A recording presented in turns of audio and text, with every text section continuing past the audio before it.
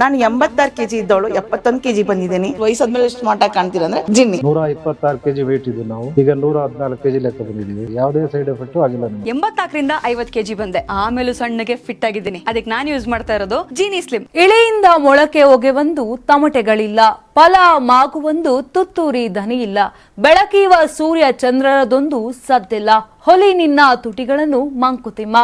ಭೂತಾಯಿ ಮಳಿಲಿನಲ್ಲಿ ಬೀಜ ಮೊಳಕೆಯೊಡೆಯುವಾಗ ತಮಟೆ ಸದ್ದು ಬರಲ್ಲ, ಅದೇ ಫಲ ಮಾಗುವಾಗ್ಲೂ ಫಸಲು ಬಂದಾಗ್ಲೂ ತುತ್ತೂರಿ ಯಾರೂ ಊದಲ್ಲ. ಬೆಳಕು ನೀಡುವ ಸೂರ್ಯಚಂದ್ರರು ಸೌಂಡ್ ಮಾಡೋದಿಲ್ಲ, ಆದರೆ ಮನುಷ್ಯ ನೀನು ಏತಕ್ಕೆ ಸೌಂಡ್ ಮಾಡ್ಕೊಂಡು ಓಡಾಡ್ತೀಯ ಅನ್ನೋದು ಮಂಕುತಿಮ್ಮನ ಕಗ್ಗದ ಒಂದು ಸಾರ. ತೇಟ್ ಇದೇ ಸಾಲುಗಳಂತೆ ಅತ ಕಾಂಗ್ರೆಸ್ನಲ್ಲಿ ಸಿಎಂ ಪಟ್ಟಕ್ಕಾಗಿ ಕಚ್ಚಾಟ ನಡೀತಿದೆ. ಡೆಲ್ಲಿಯಲ್ಲಿ ಗುದ್ದಾಡ್ತಿದ್ದಾರೆ. ಬಿಜೆಪಿ ರಾಜ್ಯಾಧ್ಯಕ್ಷ ಸ್ಥಾನಕ್ಕಾಗಿಯೂ ವಿಜಯೇಂದ್ರ ವರ್ಸಸ್ ವಿರೋಧಿ ಬಣದ ಮಧ್ಯೆ ಫೈಟ್ ನಡೀತಿದೆ.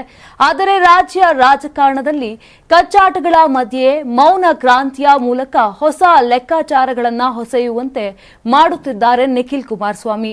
58 ದಿನಗಳ ಸುದೀರ್ಘ ಯಾತ್ರೆ ಮಾಡ್ತಿದ್ದಾರೆ.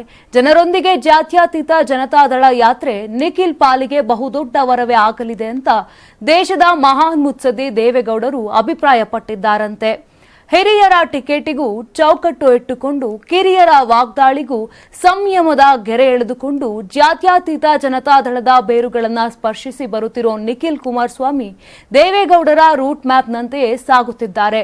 ಯಾರೆಲ್ಲ ಟ್ರೋಲ್ ಮಾಡಿದ್ರೋ, ಯಾರೆಲ್ಲ ಆಡಿಕೊಂಡು ನಕ್ಕಿದರೋ ಅದೇ ಜನ ಇವತ್ತು ಮೂಗಿನ ಮೇಲೆ ಬೆರಳಿಟ್ಟುಕೊಂಡು ನೋಡುವಂತೆ ಸಂಘಟನಾ ಚತುರತೆಯನ್ನ ನಿಖಿಲ್ ಸೈಲೆಂಟ್ ಆಗಿ ಪ್ರದರ್ಶನವನ್ನ ಮಾಡ್ತಿದ್ದಾರೆ.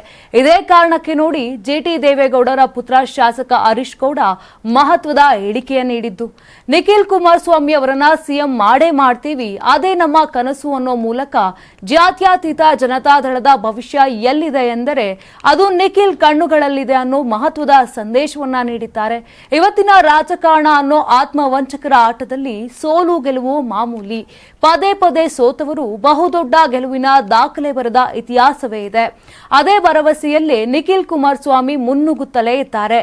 ನಿಖಿಲ್ ಅನ್ನೋ ಹುಡುಗ ಅಖಾಡಕ್ಕೆ ಇಳಿದಾಗಲೇ ದೇವೇಗೌಡರು ಅಂದಾಜಿಸಿದ್ರು. ಅಂತೆಯೇ ಬಿಜೆಪಿ ವಲಯದಲ್ಲೂ ಇದೀಗ ನಿಖಿಲ್ ಯಾತ್ರೆ ಬಗ್ಗೆ ಮಹತ್ವದ ಚರ್ಚೆ ನಡೆಯುತ್ತಿದೆ. ಖುದ್ದು ಮೋದಿ ನಿಖಿಲ್ ಯಾತ್ರೆ ರಿಪೋರ್ಟ್ ತರಿಸಿಕೊಳ್ಳುತ್ತಿದ್ದಾರೆ ಅನ್ನೋದು ಬಿಜೆಪಿ ವಲಯದಲ್ಲಿ ಕೇಳಿ ಬರ್ತಿರೋ ಚರ್ಚೆ. ವಿಶೇಷ ಎಂದರೆ ಖುದ್ದು ನಿಖಿಲ್ ಅವರಿಗೆ ನ್ಯೂಮ್ಯಾರಾಲಜಿ ಬಲ್ಲ ಮಂದಿ ಹೇಳಿದ ಭವಿಷ್ಯ ಕೇಳಿಯೇ ಅಭಿಮಾನಿಗಳು ಖುಷಿಯಾಗುತ್ತಾರೆ.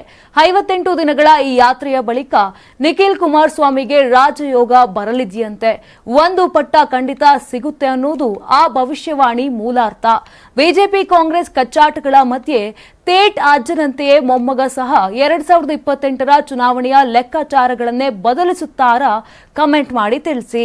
ನಾನು 86 ಕೆಜಿ ಇದ್ದವಳು 71 ಕೆಜಿ ಬಂದಿದ್ದೀನಿ. ವಯಸ್ಸಾದ್ಮೇಲೆ ಸ್ಮಾರ್ಟ್ ಆಗಿ ಕಾಣ್ತೀರಾ ಅಂದ್ರೆ ಜಿನ್ನಿ. 126 ಕೆಜಿ ವೇಟ್ ಇದ್ದು ನಾವು ಈಗ 114 ಕೆಜಿ ಲೆಕ್ಕ ಬಂದಿದ್ದೀವಿ. ಯಾವುದೇ ಸೈಡ್ ಎಫೆಕ್ಟ್ ಆಗಿಲ್ಲ ನಮಗೆ. 84 ರಿಂದ 50 ಕೆಜಿ ಬಂದೆ. ಆಮೇಲೆ ಸಣ್ಣಗೆ ಫಿಟ್ ಆಗಿದ್ದೀನಿ. ಅದಕ್ಕೆ ನಾನು ಯೂಸ್ ಮಾಡ್ತಾ ಇರೋದು ಜೀನಿ ಸ್ಲಿಮ್.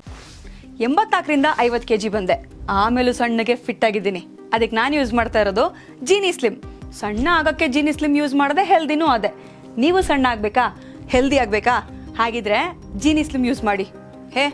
ಸಣ್ಣ ಆಗೋದಕ್ಕೆ ಯಾವುದೋ ಪ್ರಾಡಕ್ಟ್ ಹೇಳ್ತಾ ಇದ್ದಾಳೆ, ಏನಾದರೂ ಸೈಡ್ ಎಫೆಕ್ಟ್ಸ್ ಇದೆ ಅಂತ ಯೋಚನೆ ಮಾಡ್ತಾ ಇದ್ದೀರಾ? ಖಂಡಿತ ಇಲ್ಲ. ಯಾಕಂದ್ರೆ ಇದು ಕೆಮಿಕಲ್ ಫ್ರೀ. ಸಣ್ಣ ಆಗಬೇಕು ಅಂದ್ರೆ ಜೀನಿ ಸ್ಲಿಮ್ ಯೂಸ್ ಮಾಡಿ.